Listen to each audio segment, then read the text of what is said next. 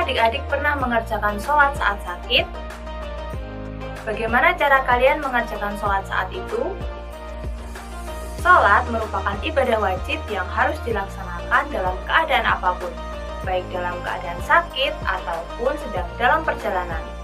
Oleh karena itu, dalam Islam terdapat ketentuan-ketentuan dalam mengerjakan sholat. Allah memberikan keringanan dalam beribadah yang disebut dengan rukhsah. Apa ya yang dimaksud dengan rukhsah? Rukhsah secara bahasa artinya ringan atau mudah. Sedangkan rukhsah secara istilah yaitu sesuatu yang disyariatkan berkaitan dengan kondisi tertentu karena adanya uzur. Uzur sendiri merupakan suatu halangan yang menyebabkan diperbolehkannya rukhsah. Terdapat beberapa sebab diperbolehkannya rukhsah. Di antaranya yaitu yang pertama, kondisi lemah atau kekurangan yang dimiliki oleh suatu makhluk.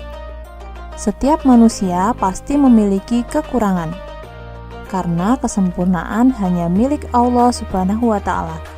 Oleh karena itu, Islam memberikan keringanan hukum agama yang disebabkan oleh kondisi seseorang yang lemah ataupun memiliki kekurangan, seperti tidak diwajibkannya melaksanakan sholat dan puasa bagi orang gila dan anak kecil yang belum balik, serta tidak diwajibkannya sholat Jumat bagi wanita, dan lain-lain. Yang kedua yaitu sakit.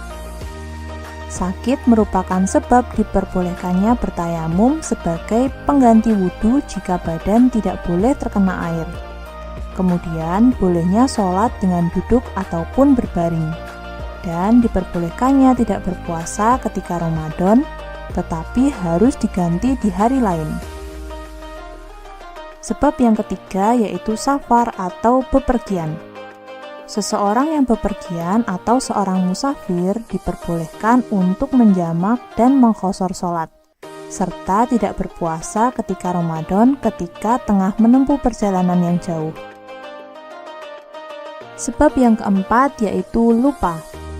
Bagi umat muslim yang melakukan kesalahan atau melanggar hukum Islam karena lupa, maka dosanya akan digugurkan.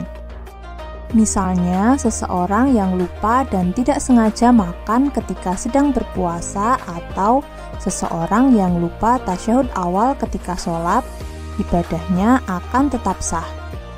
Apabila hal tersebut dilakukan dengan sengaja, tentu ibadah puasa dan sholatnya akan batal. Sebab yang kelima yaitu bodoh atau tidak tahu. Kondisi tidak tahu atau bodoh selama itu terjadi bukan karena keteledoran atau tidak mau belajar, bisa menjadi sebab gugurnya dosa dan hukuman di akhirat. Misalnya, ada seseorang yang tidak sengaja berbicara ketika sholat. Ia tidak tahu karena ia baru masuk Islam, maka tidak batal sholatnya dengan syarat pembicaraan yang ia ucapkan hanya sedikit. Sebab yang keenam yaitu terpaksa. Misalnya, seseorang dipaksa mengatakan kalimat kufur, maka ia tidak dianggap kufur dengan syarat hatinya tetap yakin dengan keimanannya. Namun, kondisi terpaksa ini tidak berlaku dalam perbuatan zina dan pembunuhan. Sebab yang ketujuh yaitu kondisi yang sulit untuk dihindari. Keadaan yang tidak diinginkan dan sulit untuk dihindari karena hampir terjadi di mana-mana bisa menjadi alasan untuk dimaafkan atau ditoleransi.